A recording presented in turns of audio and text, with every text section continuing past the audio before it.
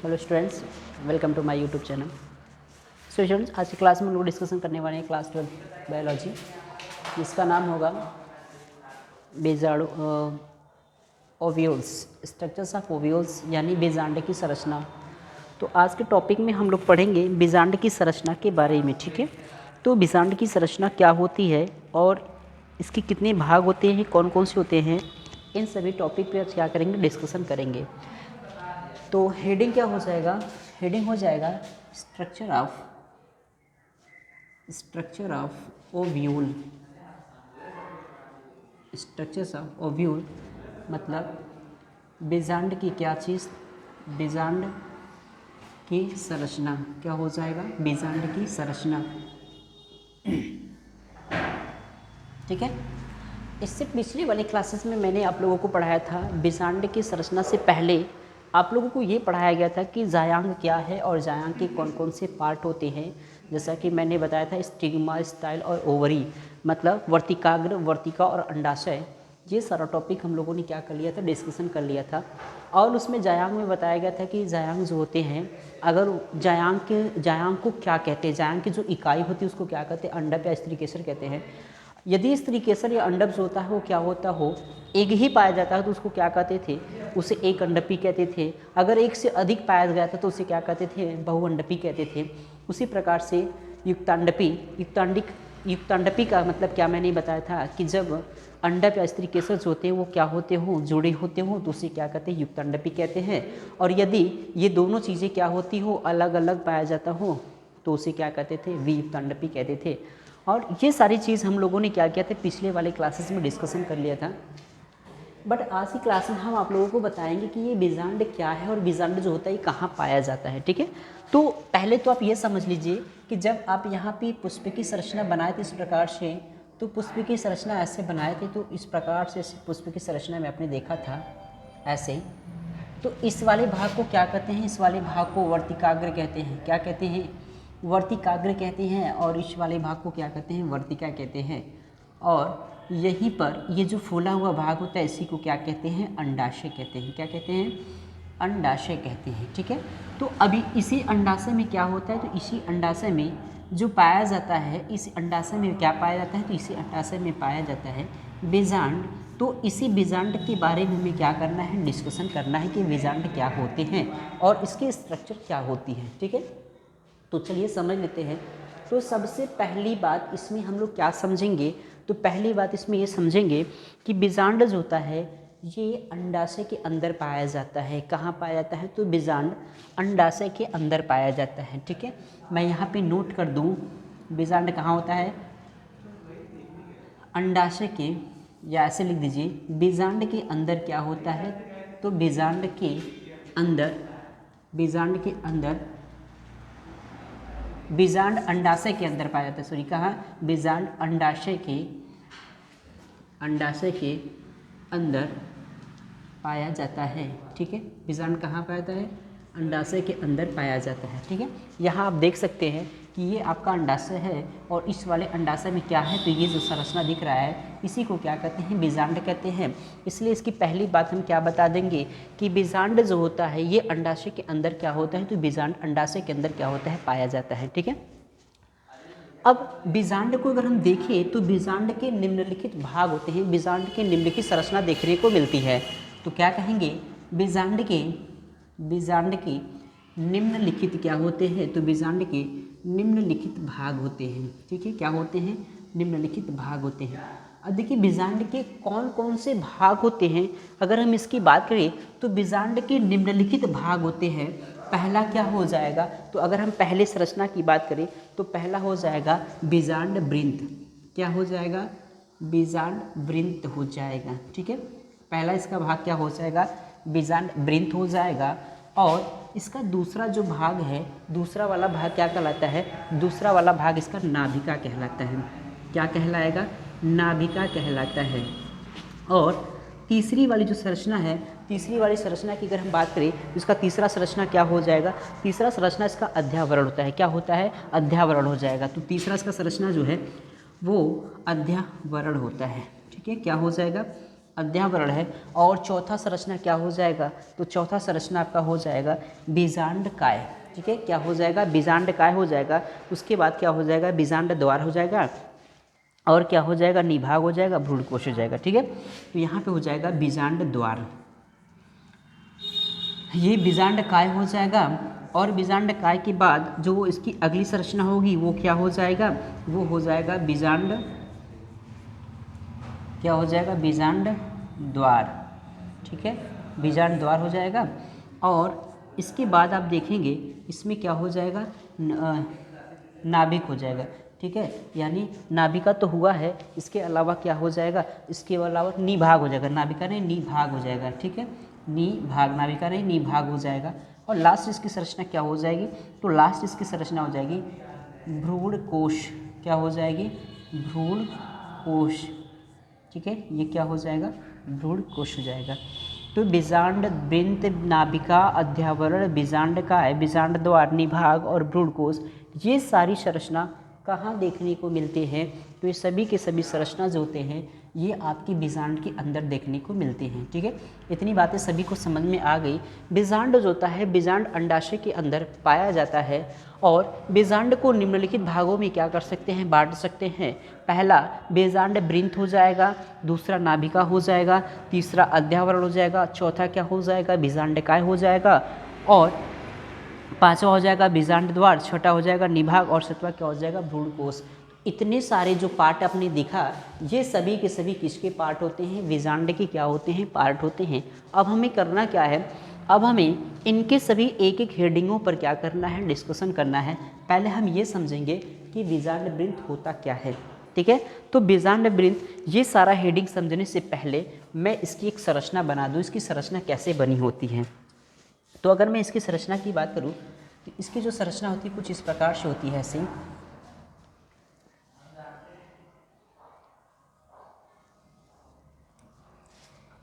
आप देख सकते हैं, ऐसे संरचना इसमें मैं क्या कर रहा हूँ, बना दे रहा हूँ। इस प्रकार से इसकी संरचना क्या होती है, ऐसे बनी होती है।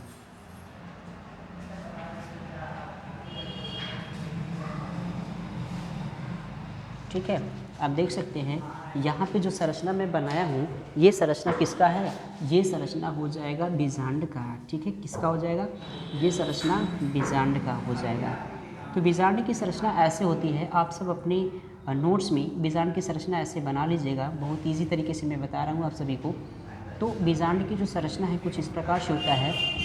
तो ये जो देख रहे हैं इस वाले भाग को, इसमें देखिए कौन से भाग को क्या कहते हैं।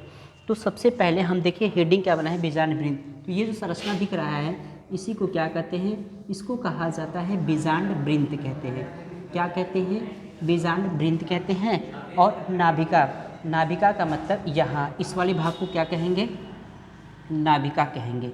ठीक है, नाभिका कहेंगे। और अध्यावरण, अध्यावरण का मतलब ये सब इसके ऊपर क्या होती है, इस प्रकार से आवरण पाए जाते हैं। इस आवरण को क्या कहते हैं, अध्यावरण कहते हैं। हालांकि लाइट चली गई है, हो सकता है कि आपको अंधेरा दिख रहा होगा। वीडियो यूज़ करिए। तो अभी क्या है, अभी थोड़ी सी लाइट चली गई इसलिए अंधेरा हो गया है। तो कई दिनों से मैं लाइट की वजह से वीडियो नहीं बना पा रहा था, क्योंकि दिन में हमें टाइम ही नहीं मिल पाता है, और रात्रि को जब मैं आता हूँ वीडियो बनाने की तो यही कारण आता है। आप देख सकते हैं लाइट चली गई है, तो शायद आप लोग को अंधेरा दिख रहा होगा। खैर, आप सबको इतना दिख रहा होगा। तो चलिए हम समझ लेते हैं कि ये जो संरचना दिख रही है, इस संरचना को क्या कहते हैं, अध्यावरण कहते हैं। ठीक है, क्या कहेंगे, अध्यावरण कहते हैं। और उसके बाद इसमें क्या है, इसमें दिखा हुआ है बीजांडकाय। इसी में बहुत सारी कोशिकाएं पाती है, और इस कोशिका को क्या कहते हैं, बीजांडकाय कहते हैं। मैं एक एक हेडिंग के बारे में क्या करूँगा, अभी डिस्कशन करूँगा। तो फिलहाल अभी आप देखते चलिए। उसके बाद बीजांड द्वार। तो बीजांड द्वार, ये वाला जो संरचना दिख रहा है इसको क्या कहते हैं, बीजांड द्वार कहते हैं। क्या कहते हैं इसको, बीजांड द्वार कहते हैं। ठीक है, अब निभाग क्या है, तो निभाग जो हो जाएगा इस वाले भाग को क्या कहते हैं, निभाग कहते हैं। ठीक है, निभाग कहते हैं।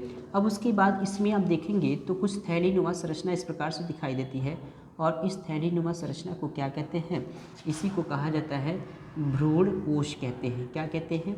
भ्रूण कोश कहते हैं। ठीक है, तो ये सारा स्ट्रक्चर जो है, सारा स्ट्रक्चर्स, ये जितना मैंने बीजांड को जितनी भागों में मैंने डिवाइड किया था, ये सारे के सारे एक संरचना में मैं आपको दिखा दिया हूँ कि कौन सा रीजन्स कहाँ प्रेजेंट होता है। जैसा कि ये आप में बीजांड वृंत, तो बीजांड वृंत ये वाला हिस्सा होता है। नाभिका क्या होता है? तो नाभिका ये वाला रीजन्स होता है। अध्यावरण क्या है? तो ये चारों तरफ से घेरे जाने वाला जो परत होता है अध्यावरण कहते हैं। बीजांड क्या है? इसमें ढेर सारी कोशिकाएं देखने की मिलती है, इसको बीजांडकाएं कहते हैं। बीजांड द्वार क्या होते हैं? ये बीजांड द्वार होते हैं। और निभाग, इसके ऊपरी वाले हिस्से को निभाग कहते हैं। और उसके बाद क्या बचा? भ्रूणकोश बचा। तो भ्रूणकोश, ये जो 20 वाला संरचना है, इसको क्या कहते हैं? भ्रूणकोश कहते हैं। ठीक है, अब चलिए इसमें एक एक हेडिंग करके हम इसके बारे में क्या करते हैं? डिस्कशन करते हैं। तो सबसे पहले हम लोगों का जो हेडिंग होगा, सबसे पहले हम लोगों का जो हेडिंग बनेगा वो बन जाएगा बीजांड वृंत बन जाएगा। क्या बन जाएगा? बीजांड वृंत। अब हम ये समझेंगे कि बीजांड वृंत होता क्या है। एकदम आसान तरीके से मैं बताऊंगा। बीजांड वृंत का मतलब होता है कि बीजांड, ये जो पूरी बीजांड है, बीजांड के डंठल वाले भाग को, किस वाले भाग को? डंठल वाले भाग को क्या कहते हैं? बीजांड वृंत कहते हैं। ठीक है, इसकी कहानी खत्म हो गई। इसमें हेडिंग बनाएंगे तो इसमें लिखेंगे क्या? मैं लिखूंगा नहीं, क्योंकि मेरे पास स्पेस कम है। अगर मैं इसको इरेज कर दूंगा तो समझ में नहीं आएगा, तो मेरी बातों को आप नोट करके लिख लीजिएगा। ठीक है, तो देखिए बीजांड वृंत किसे कहते हैं? तो एक लाइन इसमें लिखेंगे, बीजांड के डंठल वाले भाग को, डंठल मतलब ये आप देख रहे हैं, तो बीजांड के डंठल वाले भाग को क्या कहते हैं? बीजांड वृंत कहते हैं। समझ में आ गया? चलिए, इसकी बात तो हम लोगों ने कर लिया कि बीजांड वृंत किसे कहते हैं। तो बीजांड के डंठल वाले भाग को क्या कहते हैं? तो बीजांड के डंठल वाले भाग को बीजांड वृंत कहते हैं। यही बात आप हेडिंग बना के इसमें लिख देंगे। ठीक है, अब हम बात कर लेते हैं दूसरा, नाभिका किसे कहते हैं? इसको इंग्लिश में हाइलम कहते हैं। अगर हम नाभिका की बात करें तो बीजांड का वह स्थान, बीजांड का वह स्थान जहाँ पर बीजांड वृंत और ये पूरा बीजांड जुड़ा होता है। ठीक है, बीजांड वृंत और पूरा बीजांड, यानी बीजांड का वह स्थान जहाँ पर बीजांड वृंत और ये बीजांड दोनों जुड़े होते हैं, इस वाले भाग को क्या कहते हैं? हाइलम कहते हैं। तो नाभिका में ये आप लिख लीजिएगा। क्या लिखेंगे? बीजांड का वह स्थान जहाँ पर बीजांड वृंत और बीजांड वृंत और बीजांड दोनों क्या होते हो? जुड़े होते हो, उस वाले हिस्से को क्या कहते हैं? नाभिका कहते हैं। दो हेडिंग हम लोगों ने क्या कर लिया? कवर कर लिया। अब हम बात करेंगे अध्यावरण किसे कहते हैं। अब देखिए अध्यावरण किसे कहते हैं, इसमें बताएंगे कि बीजांड के चारों तरफ, किसके चारों तरफ? बीजांड, बीजांड के चारों तरफ पाए जाने वाला जो आवरण होता है, बीजांड के चारों तरफ पाए जाने वाले आवरण को क्या कहते हैं? अध्यावरण कहते हैं। ठीक है, जैसा कि आप बीजांड देख रहे हैं, तो इसके चारों तरफ इस प्रकार से क्या होते हैं? आवरण पाए जाते हैं, यानी परत पाए जाते हैं। और बीजांड के चारों तरफ पाए जाने वाले जो परत होते हैं, उस परत को क्या कहते हैं? तो उस परत को अध्यावरण कहते हैं। सभी को समझ में आ गए? तो अध्यावरण हम लोगों ने भी क्या कर लिया? समझ लिया। तो तीन हेडिंग समझ में आ गया। बीजांड वृंत किसे कहते हैं, नाभिका किसे कहते हैं, और अध्यावरण किसे कहते हैं। ठीक है, अब हम लोग बात करेंगे किसकी? बीजांड काय की। अगर बीजांड काय की बात करें तो जो अध्यावरण है, अध्यावरण के नीचे मृदुतिकी कोशिकाओं का समूह पाया जाता है। तो अध्यावरण ये चारों तरफ पाया जाएगा और उसी के नीचे बहुत सारी कोशिकाओं की संरचनाएं देखने को मिलती हैं, जो कि किसकी बनी होती है? मृदुतिकी कोशिकाओं की क्या होती हैं? बनी होती है। और इसी मृदुतिकी कोशिकाओं के समूह को क्या कहा जाता है? तो उसी को कहा जाता है बीजांड काय। ठीक है, तो बीजांड काय आप सबको समझ में आए कि नहीं? फिर से बात को समझ लीजिए। बीजांड काय मैंने बताया अध्यावरण के नीचे, अध्यावरण के नीचे मृदुतिकी कोशिकाओं की क्या पाया जाती है? सब समूह पाया जाता है। और इस समूह को क्या कहते हैं? इस समूह को कहा जाता है बीजांड काय कहते हैं। ठीक है, अब बात करेंगे किसकी? बीजांड द्वार की। तो याद रखिएगा, मैं हर बार की तरह और हर रोज़ की तरह मैं बोर्ड पे नहीं लिखूंगा जिससे आप उतारेंगे उसको। तो यहाँ पे मैं क्या कर रहा हूँ? यहाँ पे मैं हेडिंग, एक एक हेडिंग करके मैं एक्सप्लेन कर दे रहा हूँ और इन सारी हेडिंग को आप नोट कर लेंगे मेरी बातों को सुन सुन करके। ठीक है, अब ऐसा नहीं है कि मैं इसे इरेज करूँगा फिर एक एक हेडिंग बनाऊँगा फिर इसके बारे में लिखूँगा, पता चला ऐसे करने लगूँगा तो बहुत ज़्यादा वक्त लग जाएंगे। तो इसलिए मैं हेडिंग बना करके समझा दे रहा हूँ। सारा टॉपिक आप क्या करेंगे? लिख लेंगे। तो ये सभी को समझ में आ गया। अब बीजांड द्वार किसे कहते हैं? बीजांड द्वार का मतलब ये होता है कि जो बीजांड है, यानी जो अध्यावरण पाए हैं, आप देख सकते हैं कि अध्यावरण सभी जगहों पर क्या होता है? घेरा रहता है, लेकिन एक जगह पे नहीं पाया जाता है। तो अध्यावरण सभी यानी अध्यावरण जो होता है वो बीजांड को चारों तरफ से क्या किया रहता है, तो बीजांड को चारों तरफ से घेरा रहता है, लेकिन एक जगह पे अध्यावरण नहीं पाया जाता है। तो जिस स्थान पर अध्यावरण नहीं पाया जाएगा उसी को क्या कहते हैं, बीजांड द्वार कहते हैं।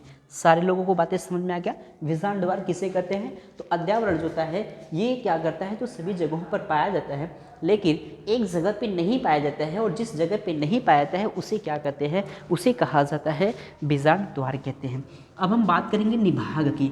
निभाग एकदम सिंपल है, निभाग में कुछ नहीं बताना है, सिर्फ इतना कहना है कि बीजांड द्वार के विपरीत वाले भाग को, आप देख रहे हैं यहाँ बीजांड द्वार, इसका विपरीत क्या होगा, यहाँ होगा, तो बीजांड द्वार के विपरीत वाले भाग को क्या कहते हैं, तो बीजांड द्वार के विपरीत वाले भाग को निभाग कहते हैं। क्या कहते हैं, निभाग कहते हैं। बात सभी को समझ में आ गया। तो बीजांड द्वार के विपरीत वाले भाग को क्या कहा जाता है, निभाग कहा जाता है। ठीक है, अब हम बात करेंगे भ्रूण कोश किसे कहते हैं। तो बीजांड के अंदर थैलीनुमा संरचना पाई जाती है, और बीजांड के अंदर जो थैलीनुमा संरचना पाई जाती है उस थैलीनुमा संरचना को क्या कहते हैं, उस थैलीनुमा संरचना को भ्रूण कोश कहते हैं। क्या कहते हैं, भ्रूण कोश कहते हैं। और भ्रूण कोश में जो होता है 7 कोशिकाएं होती हैं और 8 केंद्रक होते हैं। कितने, 7 कोशिकाएं होती है, 8 केंद्रक होते हैं, जिसमें से 3 कोशिकाएं ऊपर की तरफ यानी निभाग की ओर होता है, और 3 कोशिका किधर होता है, बीजांड द्वार की ओर होता है, और 1 कोशिका उसके मध्य में होता है। ठीक है, तो ये सारी बात समझ में आ गई सभी लोगों को। बीजांड की संरचना किसे कहते हैं, एक बार मैं ऐसे ही स्पीड से मैं आपको सारा चीज़ बता रहा हूँ। हेडिंग हम लोगों का है बीजांड की संरचना। ठीक है, बीजांड की संरचना में स्पेशली हमें ये समझना है कि बीजांड होते हैं वो कितने भागों में बटा होता है। तो बीजांड को निम्नलिखित भागों में क्या कर सकते हैं, बांट सकते हैं। पहला बीजांड वृंत। बीजांड वृंत का मतलब मैंने क्या बताया, बीजांड के डंठल वाले भाग को क्या कहते हैं, बीजांड वृंत कहते हैं। और नाभिका किसे कहते हैं, तो बीजांड वृंत और बीजांड जिस स्थान पर जुड़े होते हैं उसे क्या कहते हैं, उसे कहा जाता है नाभिका। और अध्यावरण किसे कहते हैं, तो बीजांड के चारों ओर पाए जाने वाले आवरण को क्या कहते हैं, अध्यावरण कहते हैं। बीजांड काय किसे कहते हैं, तो अध्यावरण के नीचे कोशिकाओं का क्या पाया जाता है, समूह पाया जाता है, और उस कोशिकाओं के समूह को क्या कहते हैं, बीजांड काय कहते हैं। ठीक है, अब बीजांड द्वार किसे कहते हैं, तो अध्यावरण सभी जगहों पर पाया जाता है, लेकिन एक जगह पे नहीं पाया जाता, तो जिस स्थान पे वो नहीं पाया जाता है उस स्थान को क्या कहते हैं, बीजांड द्वार कहते हैं। निभाग किसे कहते हैं, तो निभाग में बताएंगे, निभाग में क्या बताएंगे, बीजांड जो होता है बीजांड द्वार के विपरीत वाले भाग को क्या कहते हैं, निभाग कहते हैं। भ्रूणकोश किसे कहते हैं, तो बीजांड के विपरीत वाले भाग को क्या कहते हैं, भ्रूणकोश कहते हैं। ठीक है, ये सारी सभी लोगों को बातें समझ में आ गई। तो कल की क्लास में हम आपको बीजांड, ये जो भ्रूणकोश है इसका थोड़ा सा डिटेल्स बताएंगे कि इसमें कौन सी कोशिका को क्या कहते हैं और इसमें कौन कौन से केंद्रक पाए जाते हैं। ठीक है, तो अभी लाइट नहीं, इसलिए वीडियो काफ़ी लॉन्ग नहीं हो पाएगा, तो कल की क्लास में मिलेंगे तो इसके आगे का टॉपिक आप लोग को बताएंगे। Thank you.